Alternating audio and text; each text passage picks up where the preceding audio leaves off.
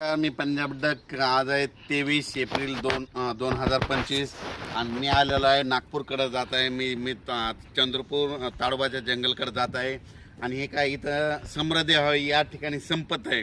म्हणजे या ठिकाणून मी अंदाज देणार आहे आणि या नागपूरकडे आहे म्हणून सुरुवातीला सर्वात सांगतो की नागपूरकडे भागातल्या सर्व शेतकऱ्याला सांगू इच्छितो की तुमच्याकडं म्हणजे 30 एप्रिल 1, 2, 3 मेच्या दरम्यान चांगला पाऊस पडणार आहे, गारपीट होणार आहे.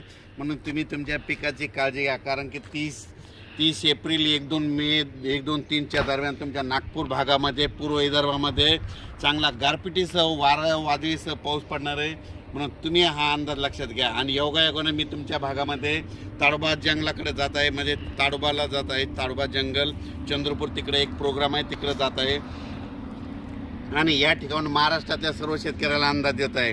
आज आहे 23 एप्रिल. आजपासून सर्व शेतकऱ्याला सांगू इच्छितो की सांगायचं झालं तर 23, 24, 25 दरम्यान सातारा, सांगली तसेच नंतर कोल्हापूर, राधानगरी या भागामध्ये आणि 23, 24, 25 तारखेपर्यंत तिकडल्या भागामध्ये 2-3 जिल्ह्यामध्ये पाऊस पडणार आहे.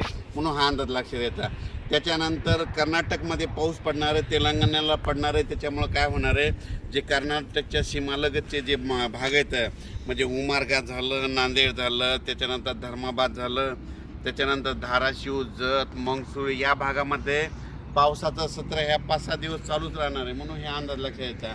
त्याच्यानंतर राज्यातल्या सर्व शेतकऱ्याला सांगू इच्छितो, ज्यांचा कांदा असेल, ज्यांच्या वीटभट्ट्या असतील, ज्यांचा गहू असेल, तुम्ही काय करा 30 तारखेपर्यंत तयारी ठेवा. कारण की राज्यामध्ये 1 मेपासून राज्यात वातावरण खराब होणार आहे. म्हणून हा अंदाज लक्षात द्यायचा.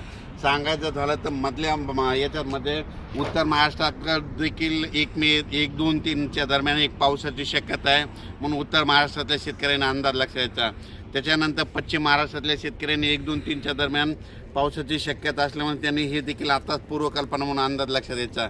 पण नागपूरकडल्या सर्व शेतकऱ्याला सांगू इच्छितो, योगायोगानं मी तुमच्या भागाकडे आहे म्हणून तुम्हाला सांगतो 30 एप्रिलपासून 1, 2, 3च्या दरम्यान तुमच्या भागाकडे वादळी वाऱ्यासह चंद्रपूर, वर्धा, नागपूर, भंडारा, गोंदिया गारपीट होणार आहे. म्हणून तुम्ही तुमचा पिकाची काळजी घ्या. अचानक वातावरणात बदल झाला तर लगेच उद्या मेसेज दिला जाईल. धन्यवाद.